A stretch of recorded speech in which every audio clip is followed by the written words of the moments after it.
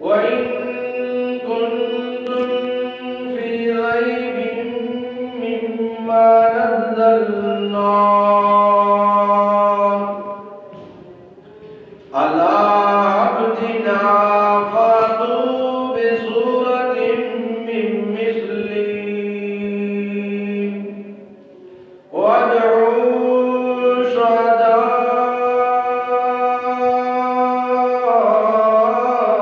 شهداءكم من دون الله إن كنتم صادقين.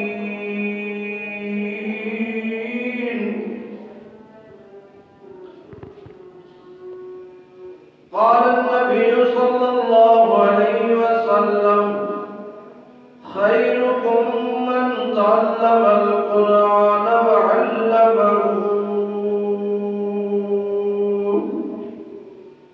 رب اشرح لي صدري ويسر لي أمري واحلل عقدة من لساني يفقهوا قولي. رب زدني علما رب زدني علما رب زدني علما.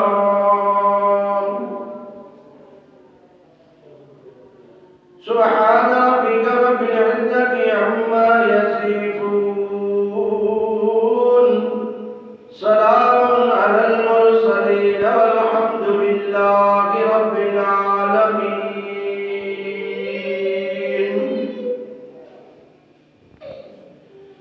تمام احباب محبت کے ساتھ درود پاک پڑھیں. اللهم صل على محمد وعلى آل محمد كما صليت على إبراهيم وعلى آل إبراهيم إنك حميد مجيد. اللهم بارك على محمد وعلى آل محمد كما باركت على إبراهيم وعلى آل إبراهيم إنك حميد مجيد.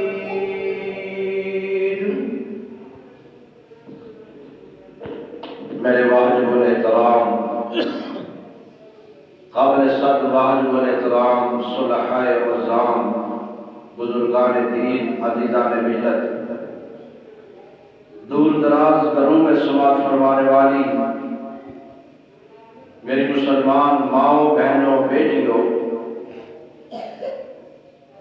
آپ کے سامنے پہلا پارہ سورہ بقرہ ابتدائی حصے میں ایک آیت مبارکہ تلاوت کرنے کی سعادت حاصل کی ہے. خلاق عالم سے التجا ہے کہ اللہ مجھے حق اور سچ کہنے کی توفیق عطا فرمائے. مجھے کہہ کے آپ کو سن کے اللہ ہم دونوں طبقوں کو عمل کی توفیق عطا فرمائے. ارباب دی وقار، آج کی نشست میں دل کرتا ہے کہ آپ کے سامنے اللہ کی مقدس کتاب کے فضائل اور مناقب عرض کروں. ویسے تو یہ ہے کہ یہ کتاب ہماری تعریف کے محتاج نہیں ہے کہ ہم تعریف کریں تو اس میں عظمت آئے گی، شان آئے گی. ایسا نہیں ہے. یہ کتاب عظمت والی ہے، شان والی ہے، بلندیوں والی ہے، رفتوں والی ہے. اور اس کتاب کے ساتھ جو منسلک ہو جاتا ہے، اس کتاب کے ساتھ جو مل جاتا ہے، وہ بھی عظمت والا بن جاتا ہے. جس طرح اللہ نے ایک اکابرین کا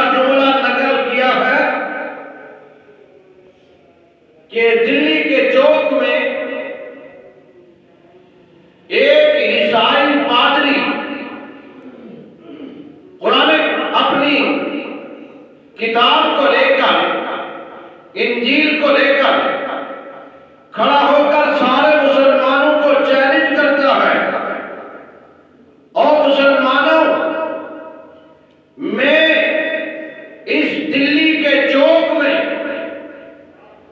اپنی کتاب کو آگ میں ڈالتا ہوں، اور تم بھی آؤ، اپنی کتاب کو لاؤ، آگ میں ڈالو۔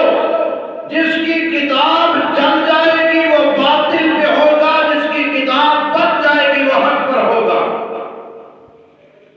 وہاں سے ایک مسلمان اٹھا، دلی کی جامع مسجد کے اندر ایک سید زادہ، درویش قلندر، ایک عالم دین اللہ والے شاہ عبد العزیز محدث دہلوی رحمہ اللہ کے حضور پہنچا اور عرض کی، شاہ جی آپ مسجد میں بیٹھے ہیں، بڑے اطمینان سے بیٹھے ہیں، آرام سے بیٹھے ہیں اور سکون کے سانس لے رہے ہیں۔ شاہ جی عیسائی دلی کے چوک میں کھڑا ہو کے مسلمانوں کو چیلنج کر رہا ہے، کہہ رہا ہے کہ آپ آئیں، اپنی کتاب کو بھی آگ میں ڈالیں، میں بھی اپنی کتاب کو آگ میں ڈالتا ہوں۔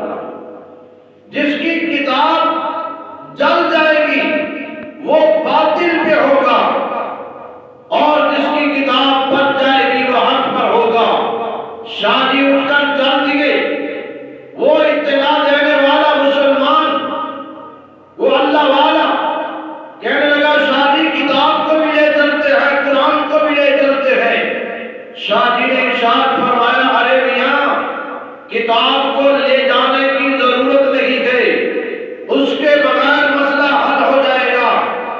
شاہ جی وہاں پہنچے اور اس عیسائی پادری نے کہا کہ شاہ جی دیکھو، میں بھی اپنی کتاب کو آگ میں ڈالتا ہوں، تم بھی مسلمانوں کے رہنما ہو، آؤ تم بھی اپنی کتاب کو آگ میں ڈالو، اور جس کی کتاب جل جائے گی وہ باطل پہ ہوگا، جس کی کتاب بچ جائے گی وہ حق پہ ہوگا۔ حضرت شاہ جی نے بڑا تاریخ ساتھ جملہ ارشاد فرمایا، اللہ والوں کے ہاں بصیرت ہوتی ہے، جذبات نہیں ہوتے۔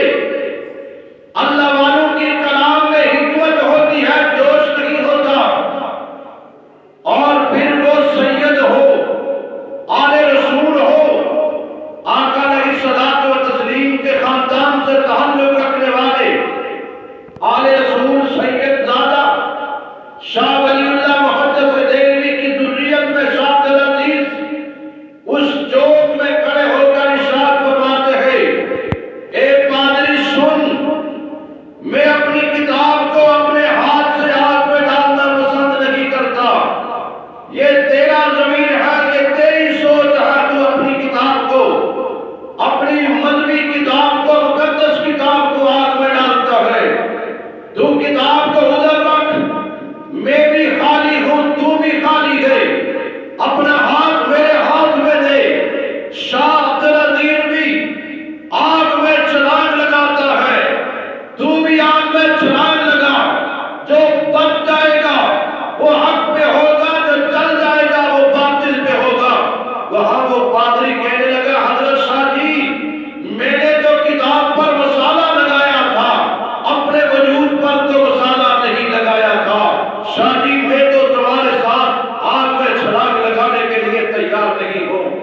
ارباب کرام، ہمارے بڑوں نے عمل سے بات کو ثابت کیا ہے، ہمارے بڑوں نے قرآن کی خدمت کی ہے، ہمارے بڑوں نے قرآن کی عظمت اور قرآن کریم کی تابعداری میں زندگی گزاری ہے۔ اللہ ہمیں بھی نیک اعمال کرنے کی توفیق عطا فرمائے اور قرآن کریم کی خدمت کرنے کی توفیق عطا فرمائے، قرآن کریم کے اوپر عمل کرنے کی توفیق عطا فرمائے۔ قرآن کریم کے اندر جو اللہ نے ارشاد فرمایا، اللہ ہم سب کو اس کے اوپر عمل پیرا ہونے کی توفیق عطا فرمائے۔ میرے مسلمان بھائی توجہ کر لو، اور رب العالمین قرآن کریم کے اندر ارشاد فرماتے ہیں، وَإِن كُنتُمْ فِي رَيْبٍ مِّمَّا نَزَّلْنَا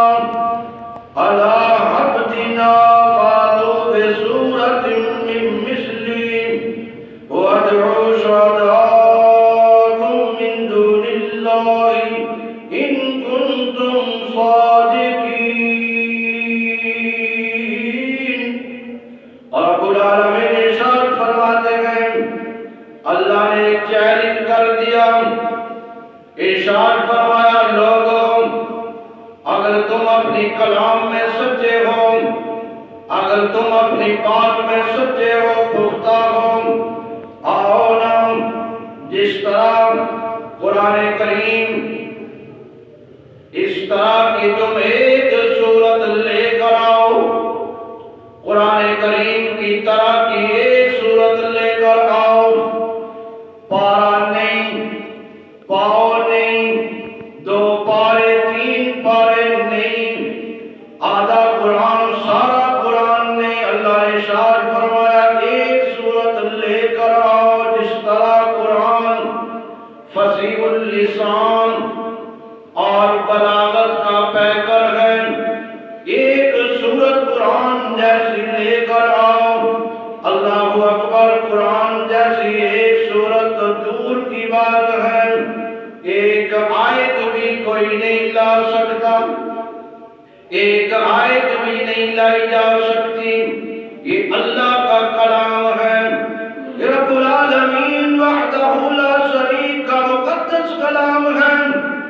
اس کلام کے اندر اللہ نے اتنی فصاحت، اتنی بلاغت اور اتنے معانی اور مطالب اور تفاسیر کی گنجائش رکھی ہے، اور کہا جب سے قرآن نازل ہوا ہے ہر مفسر قرآن کریم کی اپنے انداز میں تفسیر لکھتا گیا، کر پہ کہتا ہے میں قرآن کے معنی کو نہیں سمجھ سکا، میں قرآن کے مطالب کو نہیں سمجھ سکا، میں قرآن کے مفہوم کو نہیں سمجھ سکا، یہ ہماری اپنی قسمت ہے، ہم قرآن کو پڑھنے سے بھی عاجز، ہم قرآن کو سمجھنے سے بھی عاجز۔ امام احمد بن حنبل رحمہ اللہ ارشاد فرماتے ہیں